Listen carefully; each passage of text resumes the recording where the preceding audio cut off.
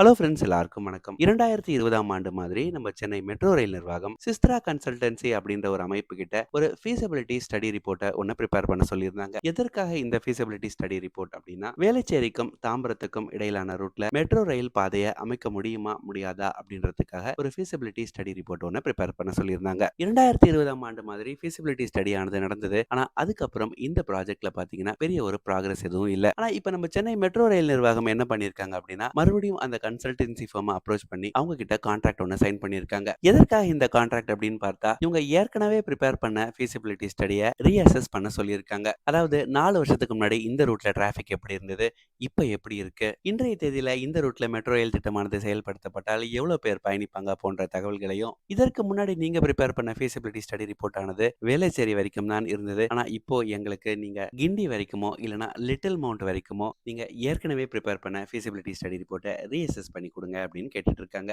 இந்த feasibility report ஆனது in future ஒரு ப்ராஜெக்டா உருவாச்சு அப்படின்னா, சதர்ன் சபர்ப்ஸ் உடைய one of the most important ப்ராஜெக்டா இதை சொல்லலாம். ஏன்னா சதர்ன் சென்னையுடைய டென்ஸ்லி பாப்புலேட்டட் ஏரியான வேளச்சேரி, பள்ளிக்கரணை, மேடவாக்கம், சேலையூர், தாம்பரம் போன்ற பகுதிகளை இந்த மெட்ரோ ரயில் பாதையானது இணைக்க வாய்ப்பு இருக்கு. இந்த ரூட்டை பத்தி இன்னும் 2 முக்கியமான விஷயங்களை ஆட் பண்ணலாம். ஒருவேளை இன் ஃபியூச்சர் இந்த ப்ராஜெக்ட் ஆனது நடைமுறைப்படுத்தப்பட்டால் இந்த ட்ரெயின் ட்ராக் ஆனது மேடவாக்கம் வழியா தான் போகும். இதே மேடவாக்கத்துல தான் சென்னை மெட்ரோவுடைய காரிடார் 5 ரூட்டும் பாஸ் ஆகுது. அட் த சேம் டைம் இந்த ரூட் ஆனது தாம்பரத்துல முடியறதுனால ஏர்போர்ட் கீழம்பாக்கம் இடையிலான மெட்ரோ ரயில் ரூட் எக்ஸ்டென்ஷனோடையும் இந்த ரூட் போய் கனெக்ட் ஆயிடும். இந்த ப்ராஜெக்ட் ஆனது நடைமுறைக்கு வந்தால் சதர்ன் சபர்ப்ஸ்ல பயணம் செய்யறது ரொம்பவே ஈஸியான ஒரு விஷயமா மாறிடும். இந்த ஃபீசிபிலிட்டி ஸ்டடி ரிப்போர்ட் ஆனது நல்ல ஒரு டைரக்ஷன்ல நகரும் அப்படின்னு எதிர்பார்ப்போம். அதே மாதிரி வேளச்சேரிக்கும் மவுண்ட்டுக்கும் இடையிலான எம்ஆர்டிஎஸ் பணிகளும் விரைவில் முடியும் அப்படின்ற நம்பிக்கையோட இந்த வீடியோவை நான் முடிச்சுக்கிறேன். இதே மாதிரி நம்ம சேனல்ல இருந்த தகவல்களுக்கு மறக்காம நம்ம சேனலை சப்ஸ்கிரைப் பண்ணி வச்சுக்கோங்க. Thank you so much.